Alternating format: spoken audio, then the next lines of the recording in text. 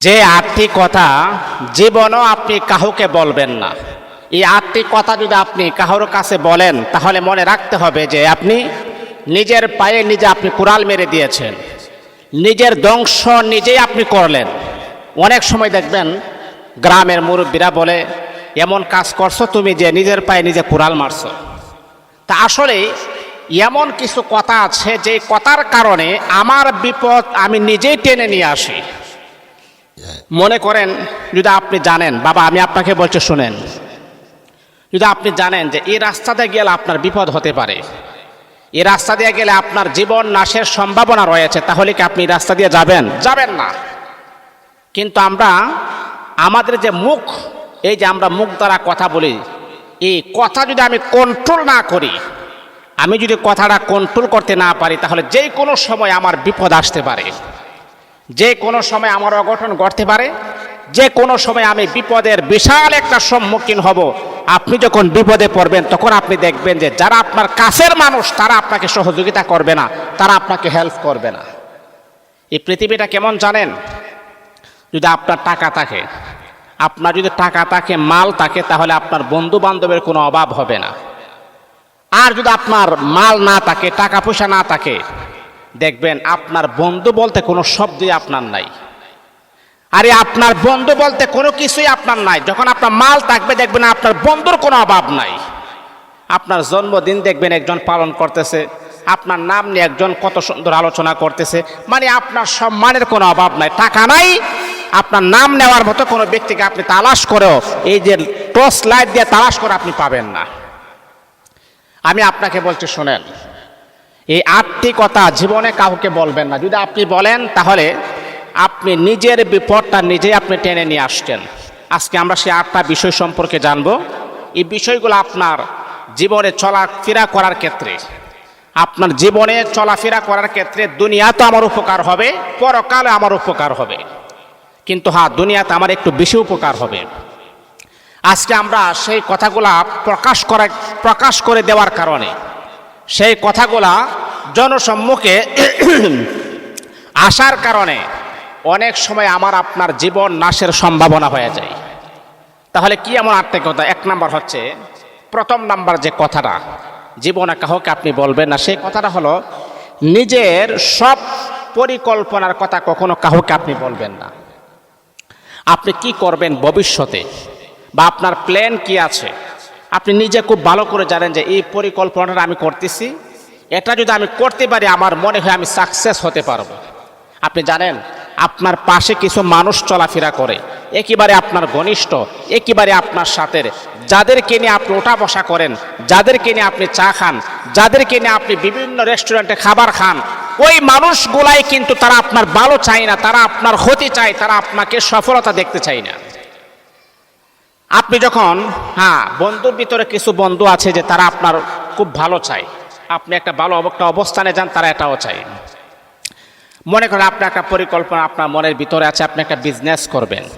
তো এই বিজনেসটা করলে আমি দেখতে পাচ্ছি এটা আমি লাভবান হওয়ার সম্ভাবনা আমার আছে।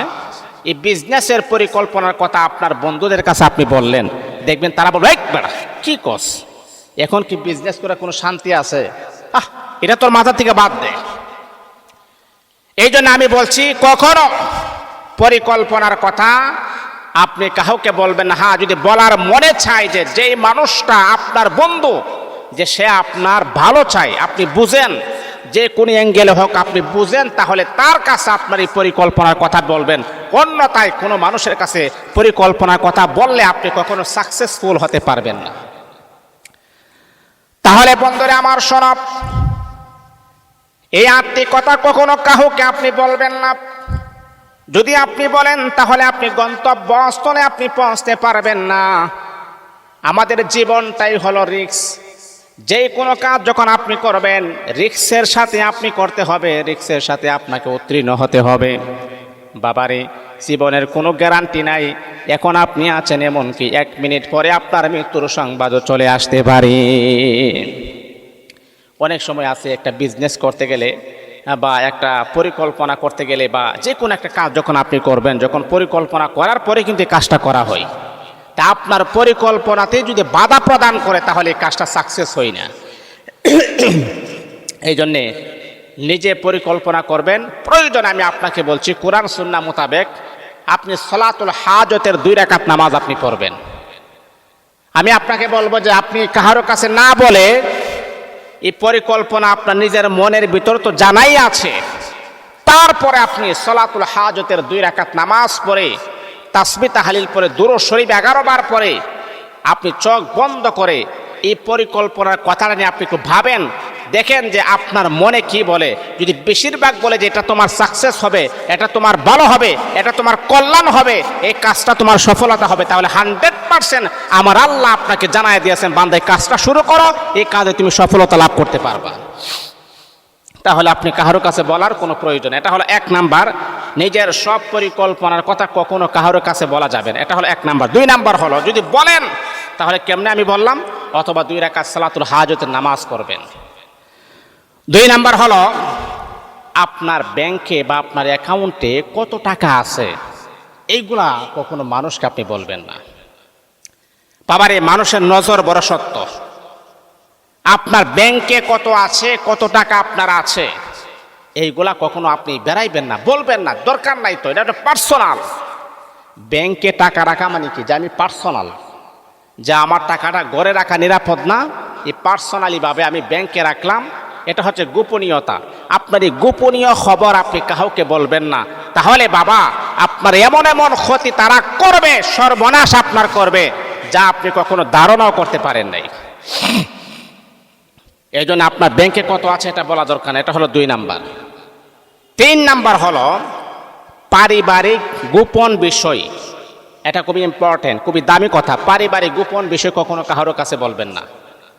আপনার পরিবার, আপনার মা আপনার পরিবার, আপনার স্ত্রী আপনার পরিবার, আপনার সন্তান আপনার পরিবার, আপনার বাবা আপনার বোন আপনার পরিবার, তাদের গোপন কথা আপনি কেন বাহিরে কেন আপনি বলবেন না? অসম্ভব, এটা বলবেন না। অনেক কাপুরুষের বাচ্চা আছে নিজের স্ত্রীর গোপন কথা পর্যন্ত বন্ধুর কাছে বলে, নাউজুবিল্লাহি মিন যালিক। এই পৃথিবীতে যত বন্ধু আপনি দেখেন, স্বামী আর স্ত্রীর চাইতে পবিত্র বন্ধু আল্লাহর কখনো কোনো জায়গাতে আমার আল্লাহ বলেন না। আল্লাহ পাক রব্বুল আলামিন কুরআনুল কারীমের ভিতরে আমার আল্লাহ বড় সুন্দর চমৎকার আকারে আমার আল্লাহ বলেন, হুন্না লিবাসুন লাকুম ওয়া আনতুম লিবাসুন লাহুন। স্বামী আর স্ত্রী হলো একজন আর একজনের জন্য পোশাক। পোশাক যেমন আপনি গায়ে লাগাইলে আপনার সৌন্দর্যটা বৃদ্ধি পায়, ঠিক তদ্রূপভাবে স্বামী আর স্ত্রী একজন আরেকজনের পাশে থাকলে সৌন্দর্য বৃদ্ধি পায়। বন্ধুরে আমার, স্বামী আর স্ত্রীর গোপন কথা কখনো আপনার যত বড় ভালো বন্ধু হোক না কেন, যত বড় মহাব্বতের বন্ধু হোক না কেন, স্বামী আর স্ত্রীর গোপন কথা কখনো আপনি আপনার বন্ধুর কাছেও বলবেন না।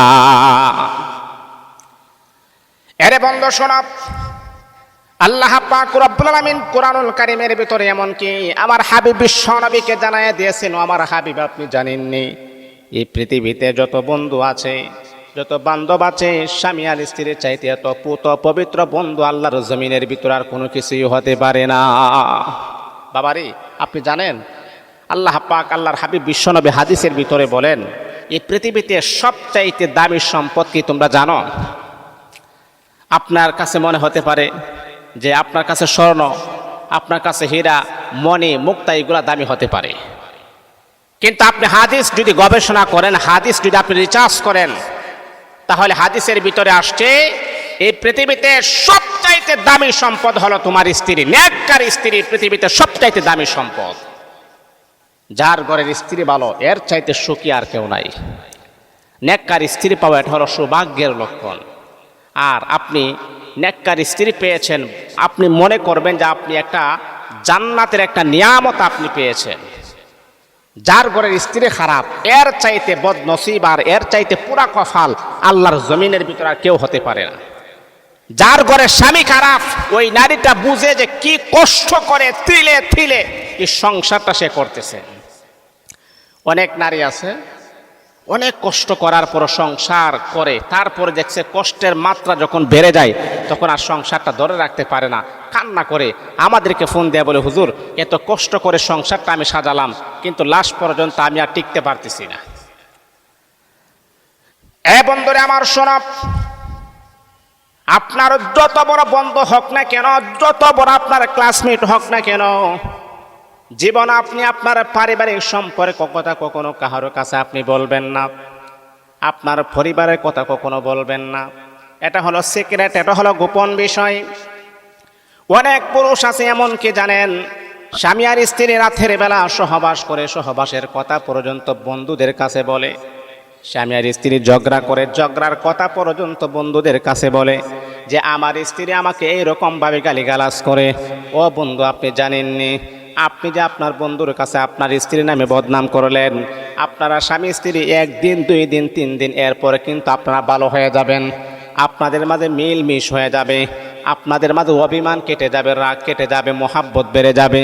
কিন্তু বাবারে, রাগের অবস্থায়, একেবারে রাগের অবস্থায়, স্ত্রীর প্রতি অসন্তুষ্ট অবস্থায় যে আপনার বন্ধুর কাছে যে আপনি বললেন, সময় মতো আপনার বন্ধু কিন্তু এটার প্রতিশোধ নিয়ে যাবে।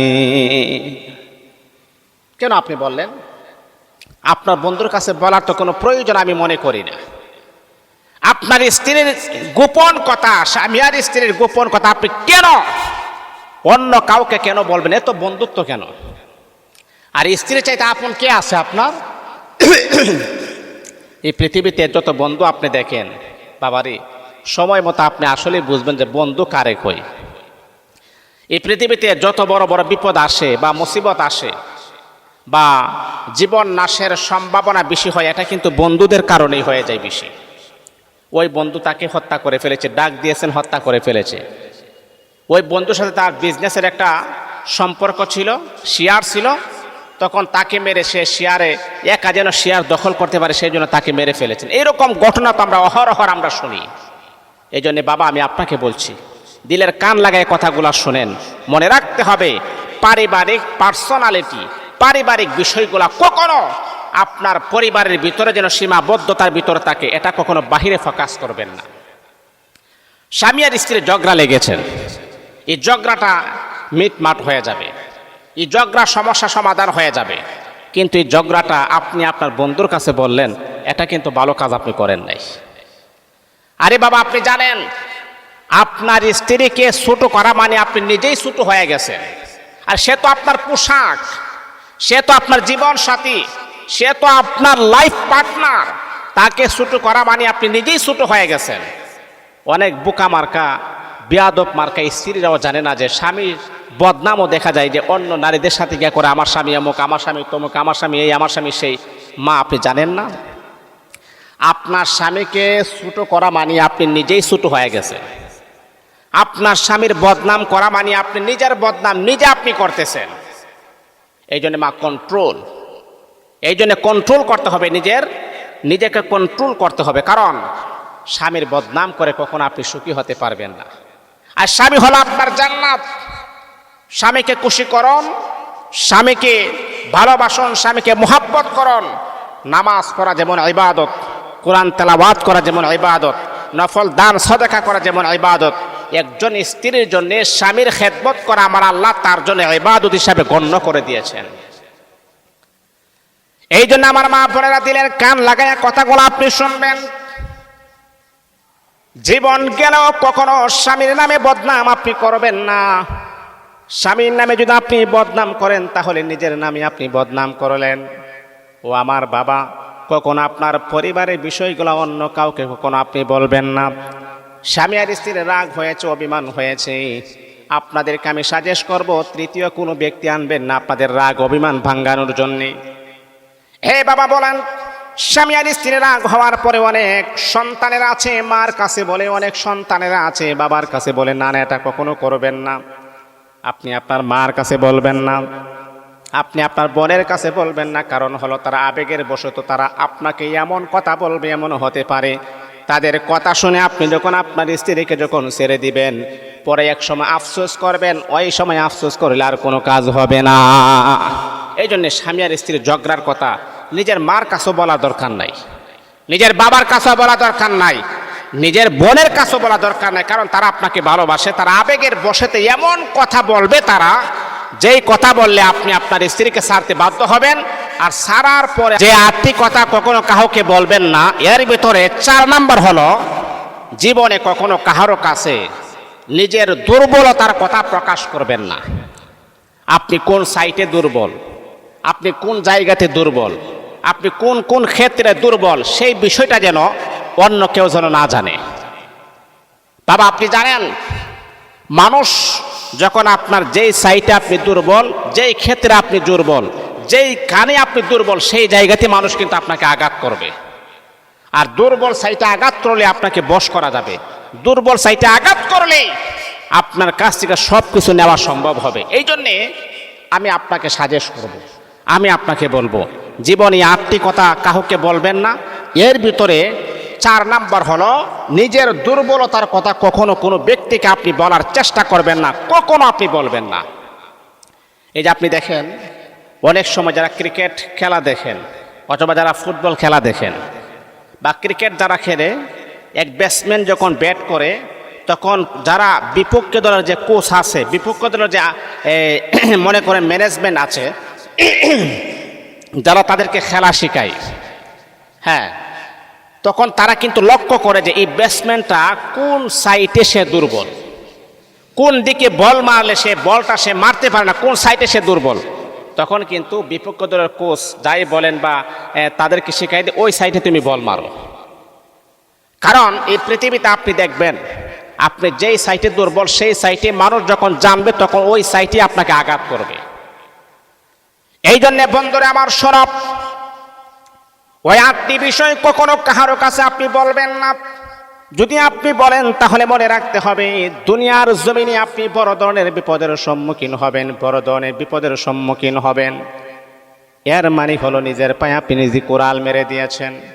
4 নাম্বার হলো নিজের দুর্বলতার কথা, কোনভাবে আপনি দুর্বল, কোন কাজে আপনি দুর্বল, কোনভাবে আপনি দুর্বল, কোন সাইটে আপনি দুর্বল, এই দুর্বলতার কথা কখনো কোনো ব্যক্তির কাছে আপনি প্রকাশ করবেন না।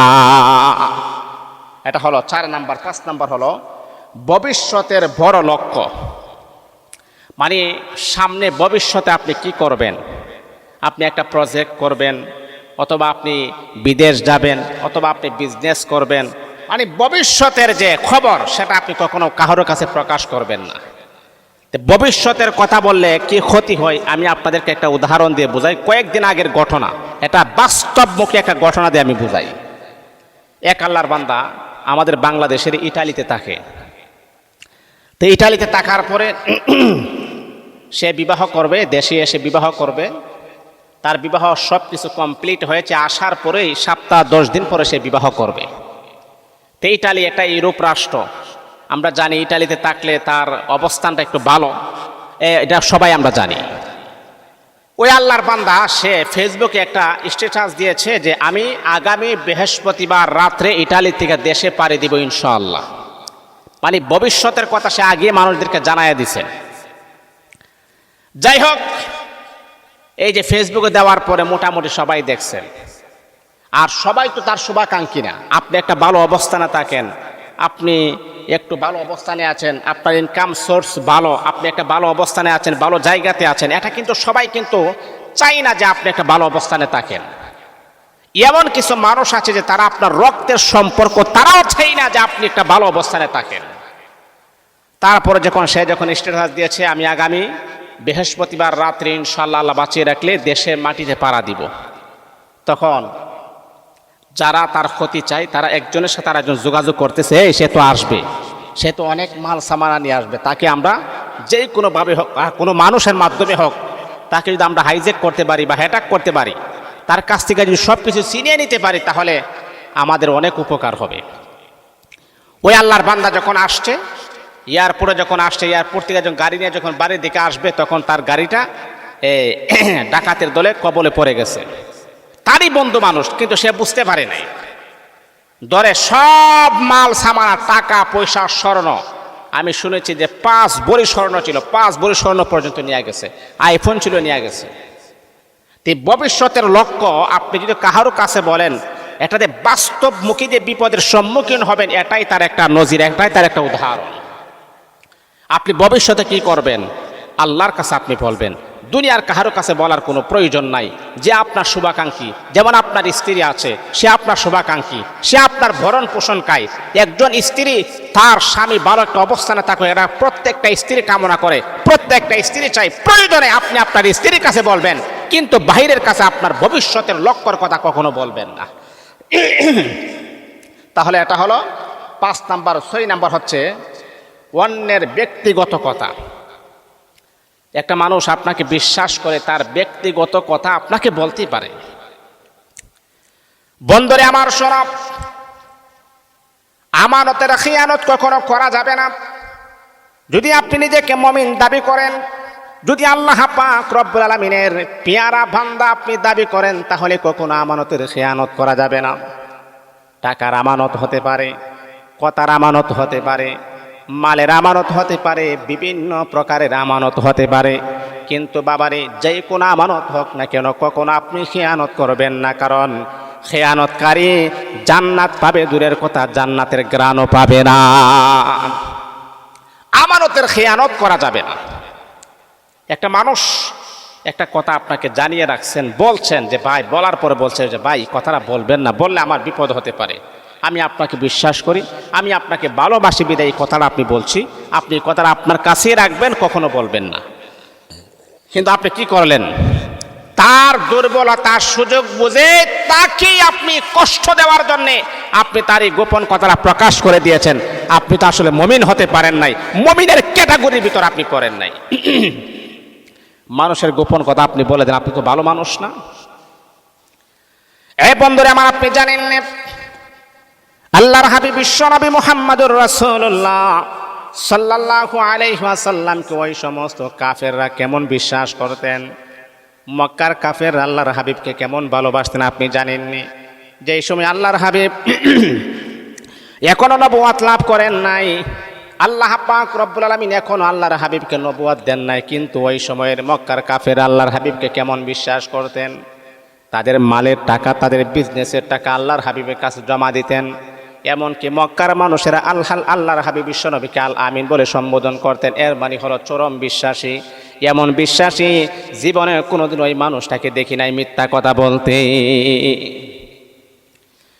তাদের টাকা, তাদের মাল, তাদের সম্পদ, তাদের বিজনেসের টাকা আল্লাহর হাবিবের কাছে আমানত রাখতেন। ওই সময় মক্কার কাফেররা যারা কাবা শরীফের ভিতরে 360 মূর্তি পূজা করতেন, ল্যাংটা হয়ে মূর্তি পূজা করতেন, তারা আল্লাহর হাবিবকে বিশ্বাস করতেন। মক্কার কাফেররা বলে, পৃথিবীর মানুষেরা রে আব্দুল্লাহর বেটা আল আমিনকে জীবনে কোনোদিন মিথ্যা কথা বলতে দেখি নাই। এমনকি আমরা আমাদের মালগুলা তার কাছে আমানত রাখি, আমরা জীবনে দেখি নাই মালগুলা খেয়ানত করার জন্যে। আমার রাসূল আমাদেরকে শিক্ষা দিয়েছেন আমানতের খেয়ানত যেন না করা হয়, আমানত কিভাবে রক্ষা করতে হয় আমার রাসূল সেটা আমাদেরকে শিখিয়ে দিয়েছেন। কথার আমানত হতে পারে, মালের আমানত হতে পারে, সম্পদের আমানত হতে পারে, টাকা পয়সার আমানত হতে পারে, কিন্তু খেয়ানত করা যাবে না। আপনার কাছে একটা মানুষ বিপদে পড়ে আপনাকে বলছেন যে ভাই আমি আপনাকে বিশ্বাস করি, আমি আপনাকে ভালোবাসি, আপনার কাছে আমি কথাটা জানায় রাখলাম, এই কথাটা আপনি কারোর কাছে বলবেন না। কিন্তু আপনি কি করলেন? আপনাকে জানায় রাখছেন। আপনি যদি মুমিন হন, আপনি যদি আল্লাহকে বিশ্বাস করেন, আপনি যদি এক আল্লাহকে আপনি বিশ্বাস করেন, তাহলে আপনি কখনো তার কথা আপনি বলবেন না। কিন্তু আপনি কি করলেন? সুযোগ বুঝে তার এই কথাটা বলে তাকে মান সম্মান আরও আপনি হানি করে দিয়েছেন। এটা কখনো আপনার ঠিক হয় নাই। আপনি যদি তার মান সম্মানে ধূলিসাৎ করে দেন, যে কোনোভাবে হোক দুনিয়াতে আপনারও মান সম্মান ধূলিসাৎ করার জন্য আল্লাহ আরেকজন ব্যক্তিকে আমার আল্লাহ ফিট করে দিবেন। এই জন্য এটা কখনো করা যাবে। এটা হলো 6 নাম্বার। 7 নাম্বার হচ্ছে নিজের সব সমস্যা। জীবনে কখনো নিজের সমস্যার কথা কারোর কাছে আপনি বলবেন না। আপনার বিপদ, আপনার সমস্যা, এটা দুনিয়ার কারোর কাছে বলার কোনো প্রয়োজন নাই। আপনি সমস্যায় পড়েছেন, সমাধানের জন্য আল্লাহর কাছে আপনি ব্যক্ত করবেন, আল্লাহ আমি এই সমস্যার ভিতরে পড়েছি, আল্লাহ তুমি আমাকে একটা রাস্তা দেখিয়ে দাও। এই বন্ধুরে আমার শোনা, আল্লাহ পাক রব্বুল আলামিন কুরআনুল কারীমের ভিতরে আমার আল্লাহ বড় সুন্দর চমৎকার আকারে আমার আল্লাহ বলেন, ইয়্যাকা না'বুদু ওয়া ইয়্যাকা নাস্তাঈন। হে বান্দা, তুমি তো আমার ইবাদত করো। বান্দা যখন বলে আল্লাহ তোমার ইবাদত করি এবং তোমারই সাহায্য প্রার্থনা করি, আল্লাহ দুনিয়ার কোন মানুষের ইবাদত করি না, দুনিয়ার কোন এমপি মন্ত্রীর ইবাদত করি না, দুনিয়ার কোনো প্রাইম মিনিস্টারের ইবাদত করি না। রব্বুল আলামিন একমাত্র কেবলমাত্র শুধু তোমারই ইবাদত করি এবং তোমারই সাহায্য প্রার্থনা করি রে মালিক। বন্ধুরে আমার, আপনার যদি কোনো সমস্যা থাকে দুনিয়ার কোনো মানুষের কাছে বললে কোনো ফায়দা হবে না। দুনিয়ার মানুষ যত কোটিপতি হোক, যত শিল্পপতি হোক না কেন, একবার দুইবার যখন আপনি চাইবেন ওই মানুষটা আপনাকে দিবে, বারবার যখন আপনি চাইবেন ওই মানুষটা রাগ করবে, অভিমান করবে। এমনকি এক পর্যায়ে ওই মানুষটা বলবে আমি কি টাকার গাছ লাগাইছি নাকি, যখন ইচ্ছা তখন তুমি চাইবা তোমাকে আমাকে দিতে হবে। আল্লাহ বলে বান্দা, দুনিয়ার মানুষ যত কোটিপতি যত শিল্পপতি হোক না কেন, বারবার যখন তার কাছে তুমি তোমার কষ্টের কথাগুলো যখন ব্যক্ত করবা, যখন চাইবা, ওই মানুষটা বেজার হয়, ওই মানুষটা রাগ করে, ওই মানুষটা অভিমান করে। কিন্তু বান্দারি, আমি আল্লাহর তবিয়ত হলো এমন, উদউনি আস্তাজিব লাকুম, আমি আল্লাহকে যত বেশি ডাকো আমি আল্লাহ তত বেশি খুশি হই। এমনকি আমি আল্লাহ তোমার হাজতগুলাকে পরিপূর্ণ করে দেই। দুনিয়ার মানুষের মতো আমি আল্লাহ নই, দুনিয়ার মানুষের মতো আমি আল্লাহর তবিয়ত নই। দুনিয়ার মানুষের কাছে আপনি বারবার চাইবেন, রাগ করবে, অভিমান করবে, গুসা করবে। এক পর্যায়ে আমি কি টাকার গাছ লাগাইছি, কয়েকদিন পর পর আমার কাছে টাকা চাস, তুই কি পাইছ, রাগ করবে। যত শিল্পপতি হোক, যত কোটিপতি হোক, কিন্তু আল্লাহ বলেন আমি তো তাদের মতো নয়। আমার কাছে যত বেশি চাইবা তত বেশি আমি আল্লাহ খুশি হই। আমি আল্লাহ তোমার জীবনের সমস্ত গুনাহগুলোকে আমি আল্লাহ ক্ষমা করে দিই, এমনকি আমি আল্লাহ তোমার হাজতগুলোকে পরিপূর্ণ করে দিই। এই জন্য বাবা, আমি আপনাকে বলছি যে 8টি কথা কাউকে বলবেন না। এর ভিতরে 7 নাম্বার হলো নিজের সব সমস্যার কথা কাউকে বলবেন না, আপনি আল্লাহর কাছে বলুন। রাতের শেষ ভাগে তাহাজ্জুদের সময় উঠবেন, ওঠার পরে 2 রাকাত, 4 রাকাত, 6 রাকাত, 8 রাকাত যতটুকু আপনি পারেন নামাজ পড়বেন। ওই সময় আল্লাহ প্রথম আসমানে চলে আসেন। ওই সময় আপনি আল্লাহর কাছে আপনার দরখাস্তটা ব্যক্ত করবেন, আল্লাহ এই সমস্যার ভিতরে আছি, আল্লাহ তুমি ছাড়া আমার এই সমস্যা সমাধান করার মতো কোনো ক্ষমতা পৃথিবীর কোনো মানুষের নাই। আল্লাহ তুমি যদি আমার সমস্যা সমাধান না করো, কার কাছে আমি যাব, কে আমার সমস্যা সমাধান করবে? এইভাবে যদি আপনি তাহাজ্জুদের সময়ে আল্লাহর কাছে যদি আপনি চান, আমার দৃঢ় বিশ্বাস আমার মালিক আপনাকে কখনো খালি হাতে ফেরত দিবেন না, দিবেন না, দিবেন না। চাওয়ার মতো চাইলে আমার আল্লাহ কখনো খালি হাতে ফেরত দেন না। আসলে আমরা সবচাইতে বড় সমস্যা হলো চাওয়ার মতো চাইতে পারি নাই বিদায় আমার মালিক আমাদেরকে দেন না। এটা হলো 7 নাম্বার। 8 নাম্বার হলো, মনে করেন দান সদকা করার পর কখনো আপনি খুঁটা দিবেন না। একজন মানুষকে আপনি সহযোগিতা করলেন, একটা বিধবা মহিলা, অথবা মনে করেন একজন গরিব একটা ব্যক্তি, সে আসছে আপনার কাছে, আপনার এলাকার মানুষ, অথবা আপনার রক্তের সাথে সম্পর্ক, সে খুবই গরিব অসহায়, সে এসে বলতেছে আল্লাহর বান্দা আমার মেয়েটাকে বিবাহ দিতে পারতেছি না, আমার তো কিছু টাকার প্রয়োজন, আপনি যদি একটু সহযোগিতা করতেন। কিন্তু হ্যাঁ, আপনি সহযোগিতা করলেন, করার পরে বাবারে প্রত্যেকটা মানুষের একটা সম্মান আছে। যে দিন আনে দিন খায় তারও সম্মান আছে, যে রিক্সা চালায় তারও সম্মান আছে, যে জুতা সেলাই তারও সম্মান আছে, যে মনে করেন মানুষের বাড়িতে ভিক্ষা করে তারও সম্মান আছে। প্রত্যেকটা মানুষকে আল্লাহ সম্মানিত করেছেন, সম্মান আছে। কিন্তু আপনি কি করলেন? দান করার পরে এটা আপনি গোপন রাখবেন, আল্লাহর কাছে তার বিনিময় চাইবেন, আল্লাহর কাছে তার বদলা চাইবেন, আল্লাহর কাছে তার জাযা চাইবেন, আল্লাহর কাছে তার প্রতিদান চাইবেন। কিন্তু আপনি কি করলেন? তাকে দান করার পরে তার মেয়েটাকে আপনি বিবাহ দিলেন, দেওয়ার পরে ওই ব্যক্তি একদিন দোকানে বসছে, আপনিও বসছেন, মানুষ বড়া, কিন্তু জনসম্মুখে আপনি বললেন তাকে আমি 30,000 টাকা দিয়েছি তার মেয়ের বিয়া দেওয়ার জন্য। এটা কি আপনার হয়েছে? এটা কি আপনার হয়েছে নি বলেন তো আপনি? আল্লাহ পাক রব্বুল আলামিনের হাবিব বিশ্বনবী মুহাম্মদুর রাসূলুল্লাহ সাল্লাল্লাহু আলাইহি ওয়াসাল্লাম হাদিসে পাকের ভিতরে বড় সুন্দর চমৎকার আকারে বললেন, দান করার পরে যারা খুঁটা দেয় তাদের উদাহরণটা কেমন আপনি জানেননি? মনে করেন খাবার খাওয়ার পরে বমি করে দিলে সেই বমিটা যেন সে আবার যেন গিলে ফেললো, এই বমি খাওয়ার মতন হয়ে গেল। বন্ধুরে আমার, না না, এটা কখনো আপনি করবেন না। আচ্ছা বলেন তো, বমি করলে সেই বমিটাকে আপনি আবার খেতে পারবেন না? আপনাকে যদি আমি বলি তোমাকে আমি 10,000 টাকা দেব, তারপরে কিন্তু আপনি বমিটা খেতে পারবেন না। কারণ হলো যে এই বমিটা একেবারে আমার মুখ থেকে বের হয়ে গেছেন, আমার পেট থেকে বের হয়েছেন, এটা আবার কিভাবে আমি খাই? বন্ধুরে আমার, তাদের উদাহরণটা এইভাবে দেওয়া হয়েছে, যারা দান করে খোঁটা দেয় বমি খাওয়ার মতো তাদের উদাহরণটা দেওয়া হয়েছে। জীবনে কখনো কাউকে এইভাবে খোঁটা আপনি দিবেন না, আল্লাহর জন্য আপনি দান করবেন। দুনিয়ার কোনো বেনিফিট পাওয়ার জন্য দান করবেন না, আল্লাহকে পাওয়ার জন্য আপনি দান করবেন, জান্নাত পাওয়ার জন্য দান করবেন, কবরের আযাব থেকে বাঁচার জন্য দান করবেন। আল্লাহকে বলবেন, মালিক আয় আল্লাহ, তুমি আমাকে সম্পদশালী করেছো, তুমি আমাকে টাকা পয়সার মালিক বানিয়েছো। আল্লাহ, আমি ওই মানুষটাকে সহযোগিতা করতেছি, তার বিনিময়ে তুমি আমাকে মাফ করে দাও, তার বিনিময়ে তুমি আমাকে ক্ষমা করে দাও। এইভাবে যখন আপনি দান করবেন, দুনিয়াতে আল্লাহ পাক রব্বুল আলামিন আপনার সম্পদ আমার আল্লাহ বাড়ায় দিবেন, এমনকি আল্লাহ পাক রব্বুল আলামিন আপনার গুনাহকে মাফ করে দিয়ে আমার আল্লাহ আপনাকে জান্নাতি বলে ঘোষণা করবেন। এই জন্যে বাবা, এই 8টি বিষয় কখনো কারোর কাছে বলবেন না।